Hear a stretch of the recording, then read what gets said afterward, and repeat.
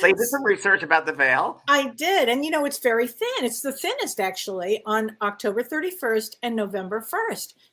But somebody asked me why. We just go with it's thin, and you and I can certainly feel how thin it is. Yeah. But I did some research, and then I came up with my own theory. And you and I were talking about this afternoon, but I thought it was so interesting is why is the veil thinner for these 2 days? I mean, what would cause that? And if you look back at Halloween's origins, it goes back to this ancient Celtic festival called Samhain. If I'm pronouncing it incorrectly, let me know. It's spelled Samhain, but it's pronounced Samhain. And the Celts lived over 2,000 years ago, and they lived in Ireland and the United Kingdom and northern France. And they celebrated their new year on November 1st.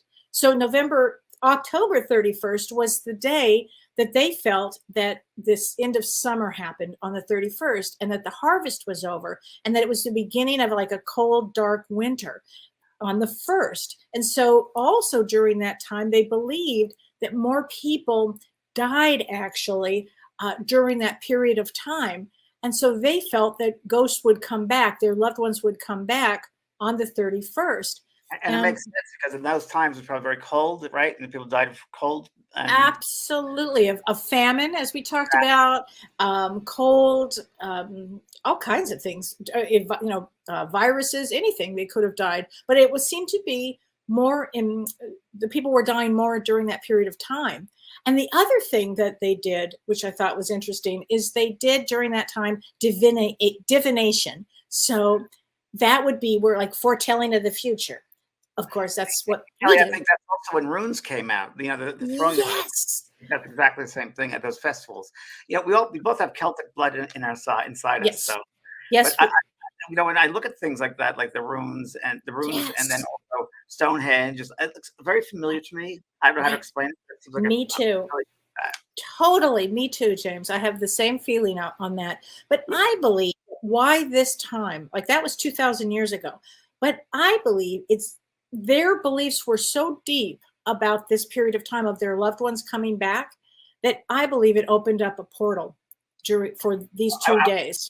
I would be a bit surprised. I'm sure. And it's almost like a rebirth. It's almost like a rebirth. Yes. An end of harvest and new beginnings. So it's all about new beginnings as well. Right. So, it is. I heard, Kellee, that the reason for the masks and they covered themselves because they didn't want the evil spirits to get to them, to take away their food and rations. They'd scare off the evil spirits that had put masks on so they wouldn't recognize them, so they wouldn't steal the harvest, their foods. Wow. As well. Wow. Can you imagine during that time period? We probably were there. Oh my gosh. No doubt we were. Oh gosh. Well. Filled with despair, and Sylvia. Very nice. Wow. A lot of people. Kellee, what's going on in the skies? I'm afraid to ask. Okay.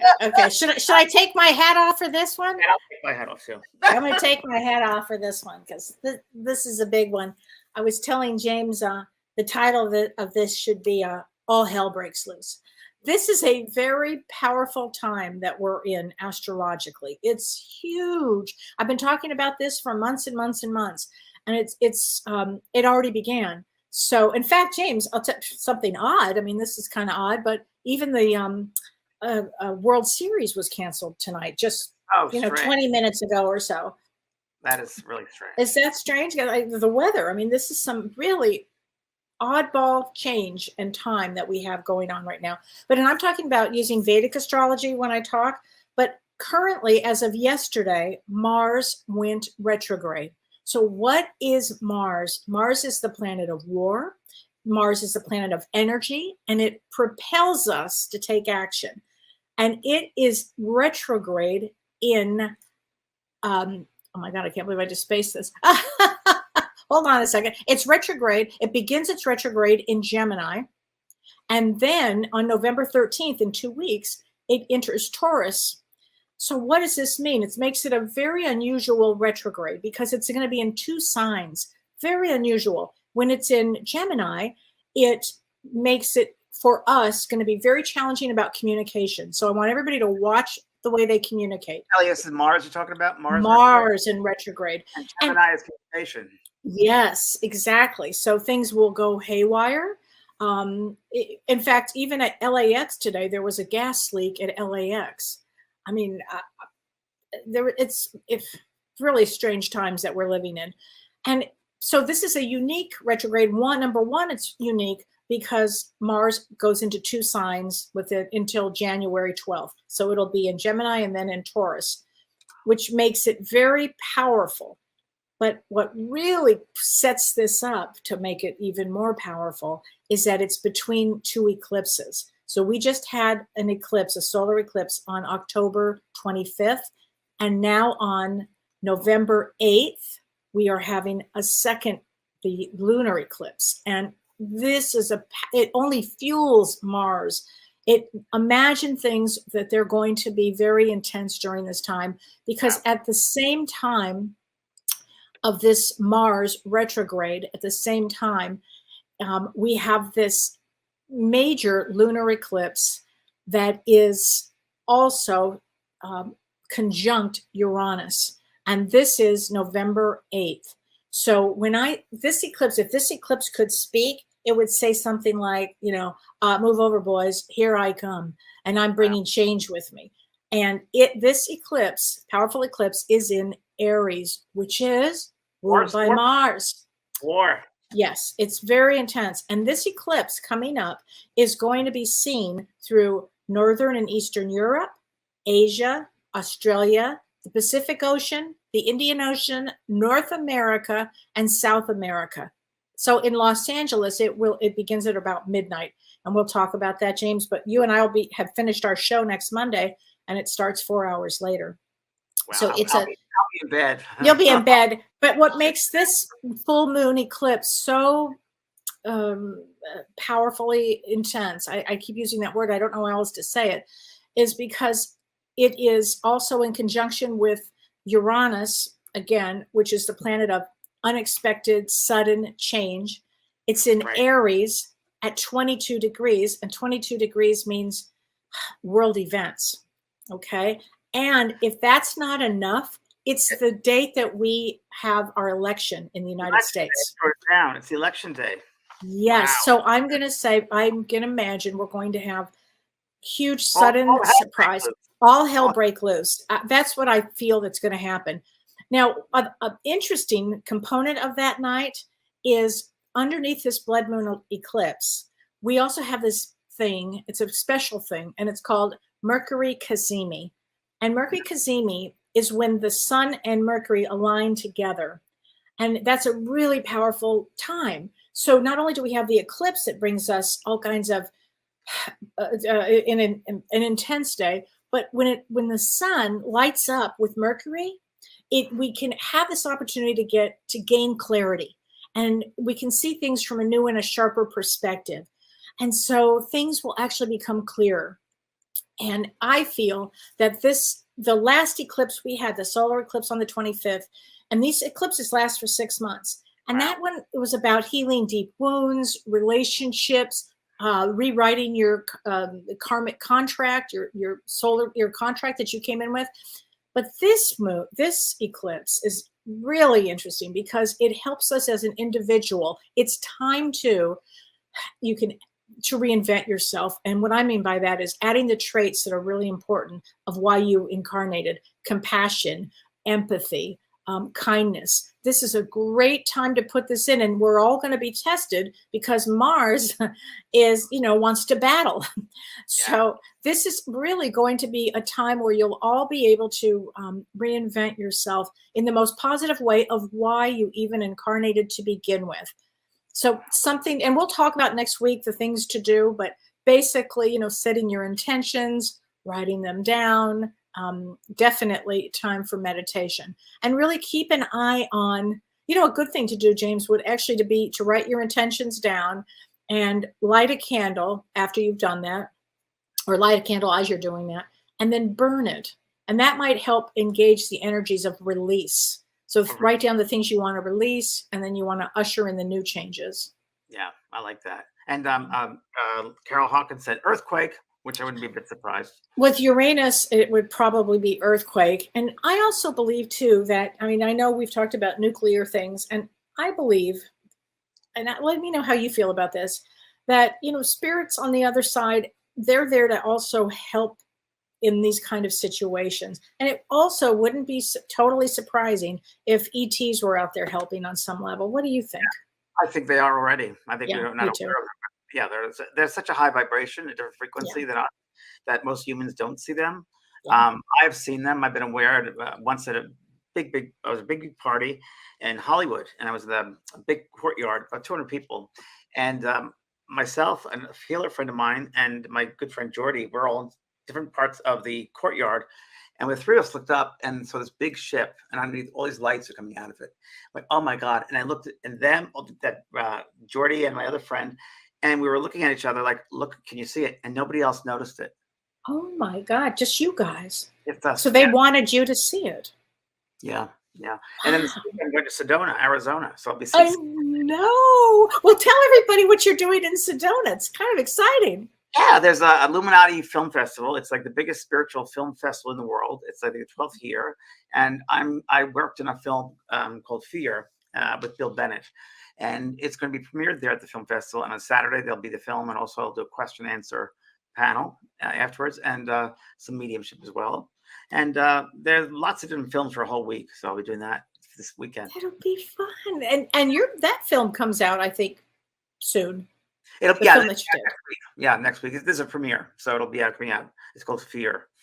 So it's pretty interesting. I helped them with it regarding, talk about fear, what fear is. So people should know. So love or fear, that's it. That's all it Right. is. Yeah. Oh, how great. How fun. Wow. Okay. So Kellee, we're going to talk about ghost stories tonight. Yes, I think you should go first. I've got a couple good ones, and I know you have a couple of real good ones too. Nadine is on. Hi, Nadine.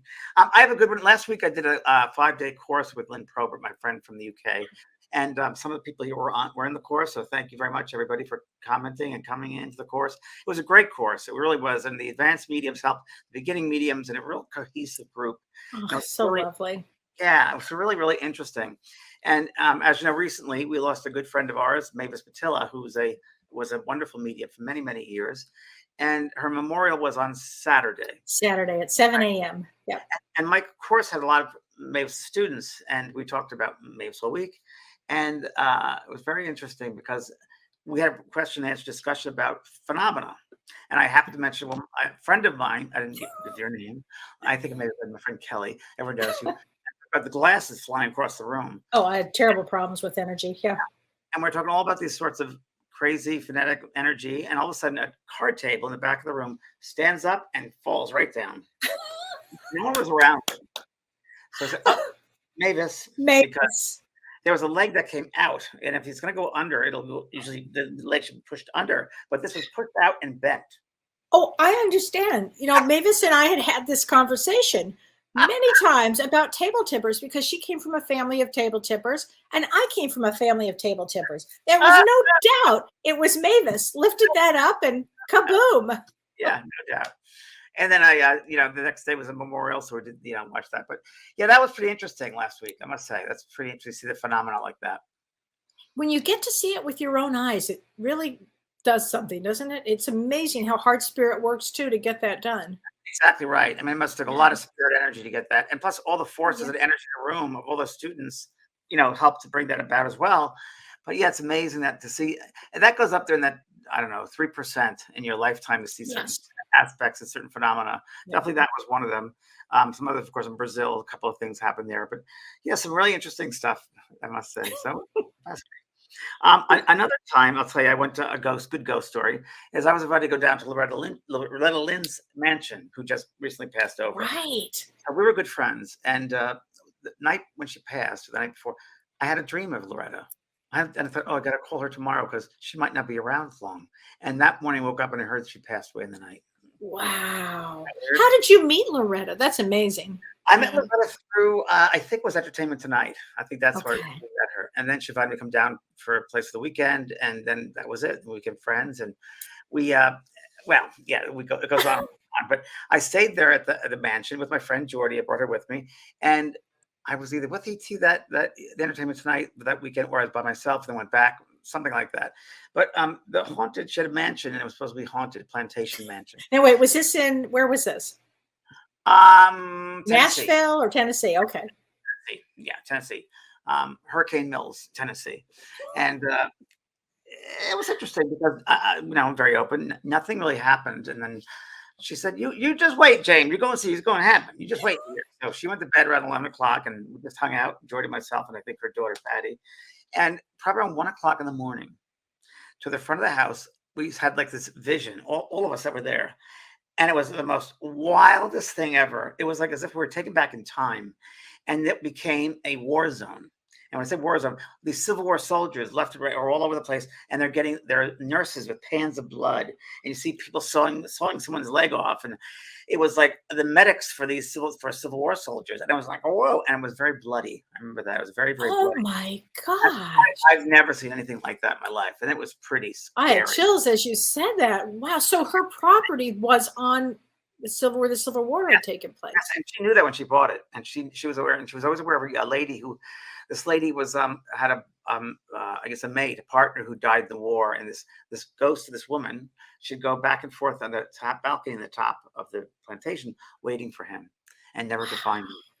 And but when I was there, it was just so strange because there were two bedrooms, and the one bedroom where most of the action happens, I guess her one son, when he was younger, used to say, "Mama, the things are here," and they would have phenomena where things would be moved on the bed all the time. And the other room wasn't as much, but I'd always hear knocks. But the night I was witnessing this haunting, they were rushing from one room to the other with the pans and the legs and the blood and the gunshots, and it was like, whoa!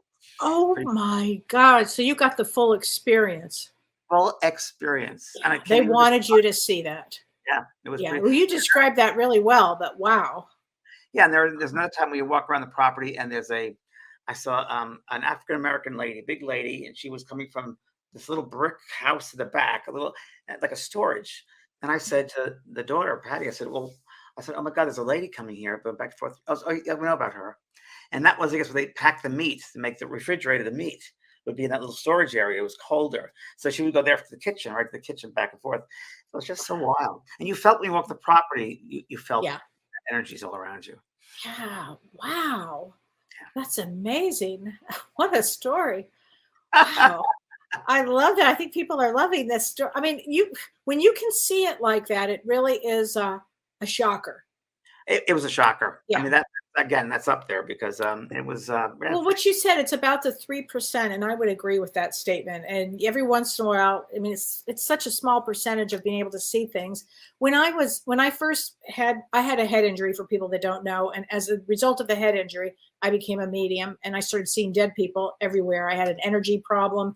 I saw your loved ones everywhere. I couldn't turn it off, and so the story I'm about to tell you happened during that period of time. I've often, and I'm sure you have too, James, had mediums say to you, or they've said to me, "Oh, I wish I could see it like that." No, you don't. You don't want to see it with your physical eyes, because it will throw you into like schizophrenia. I mean, it will throw you if you continue to see spirit in that way, in a physical form. It's too much for anybody. Wouldn't you agree?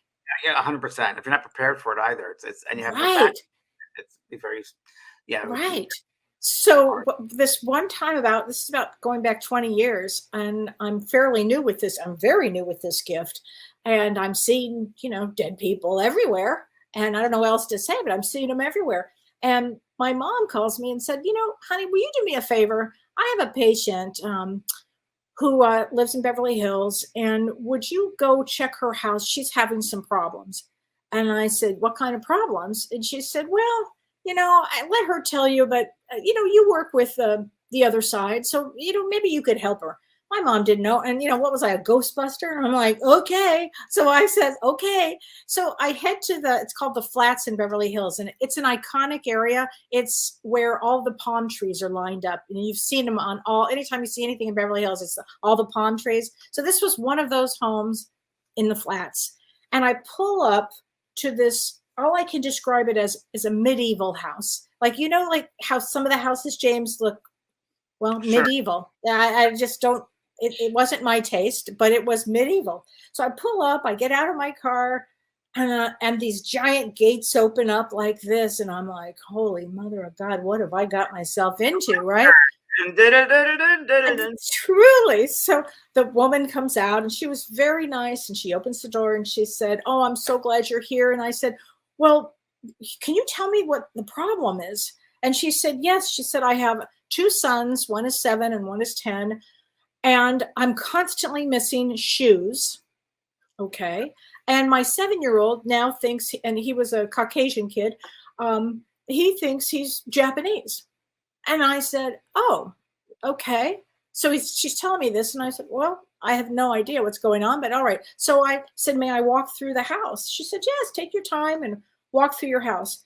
So, okay. So the energy was like a dungeon. It just felt that way, James. I swear, it felt like that heavy duty, intense energy. So I go walking into this home, and I just followed the energy. So I found myself walking up these stairs, kind of like a rounded, like a circle square. I get up to the top of what's a master bedroom, and I walk into. I'm kind of led into this big closet. I mean, one of those closets you dream about having, just this giant closet.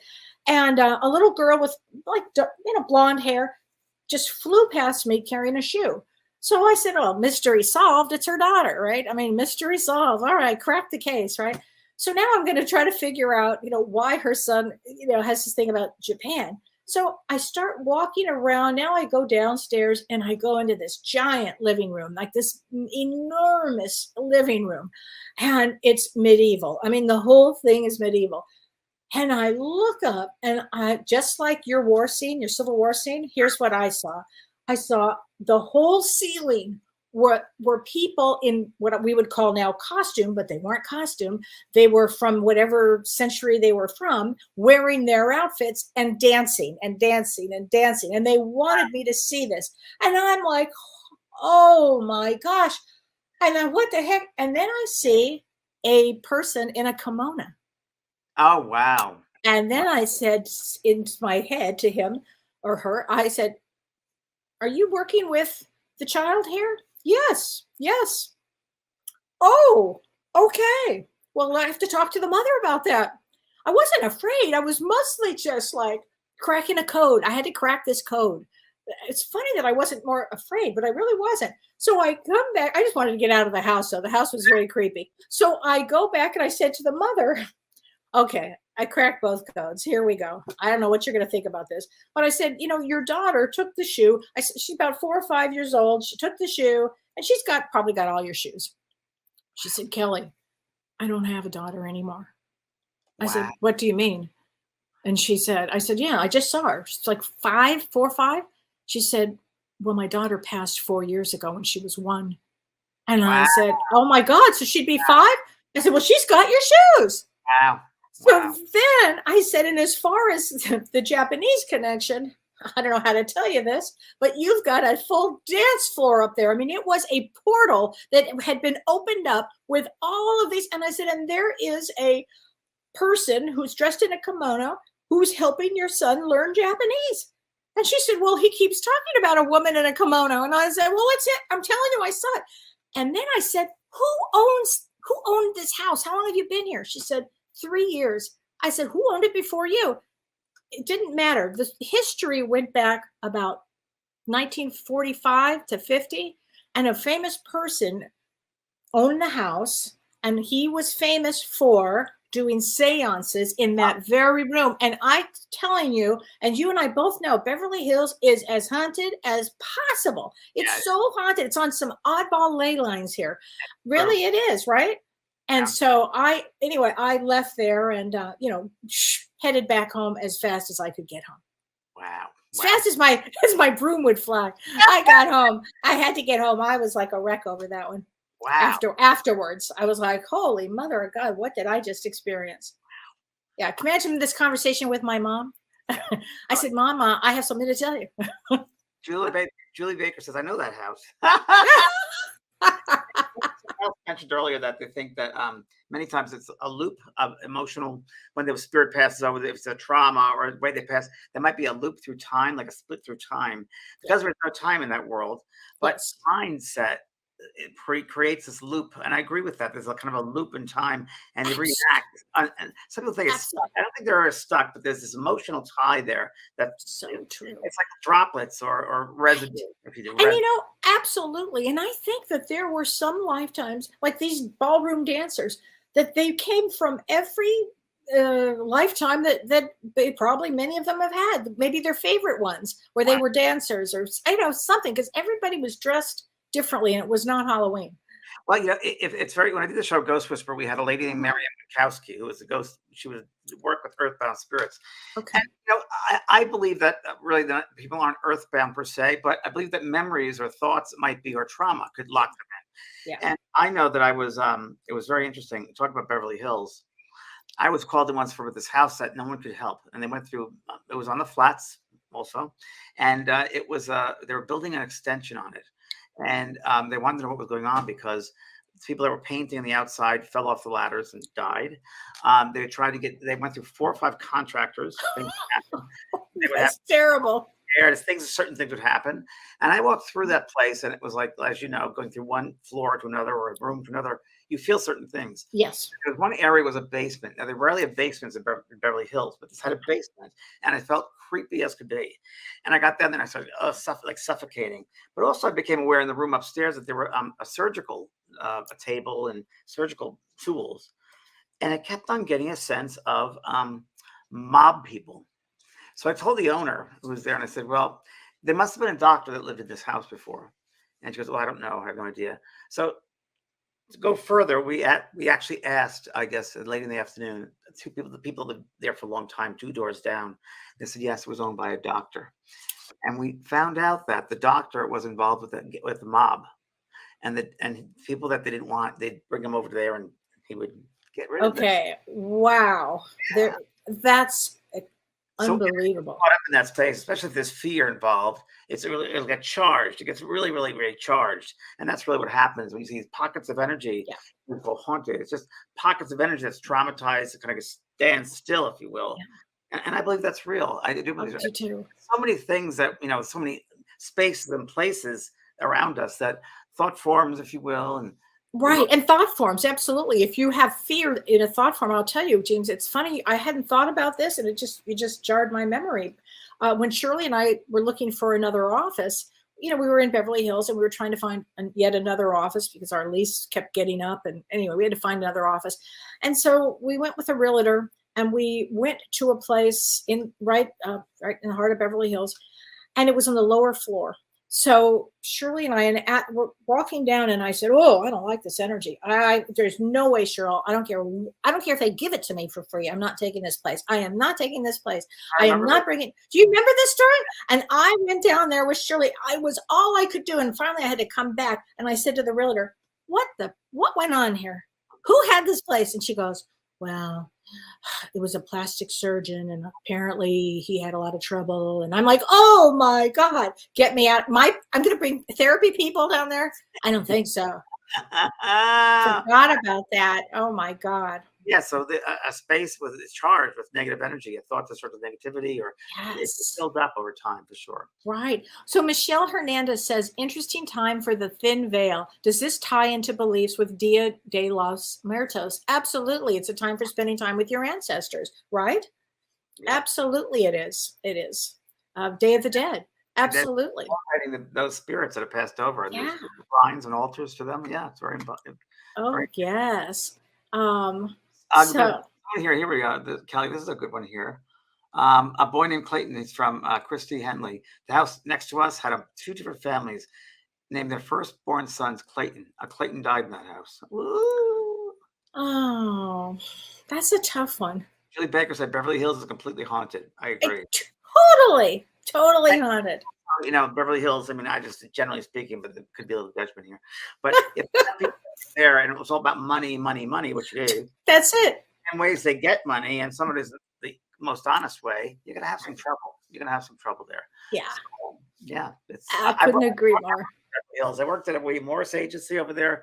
I had to go to all the different banks and places when I was first starting in LA, to deliver. I didn't know I was delivering concert money, but I was delivering concert money for their clients. I was bringing to the banks. But it felt that way when I went to different banks and different buildings I was walked into. And this is before I was even aware of anything mediumistic with myself. But I remember feeling that strange energy from block to block and building to building. I couldn't agree more. Having grown up there, I couldn't agree more. Charles Glasner he works on restoration projects of historic old building, 18th and 19th century in the Hudson Valley. As 20th century, right, improvements are stripped away, the spirits of the house show themselves more and more.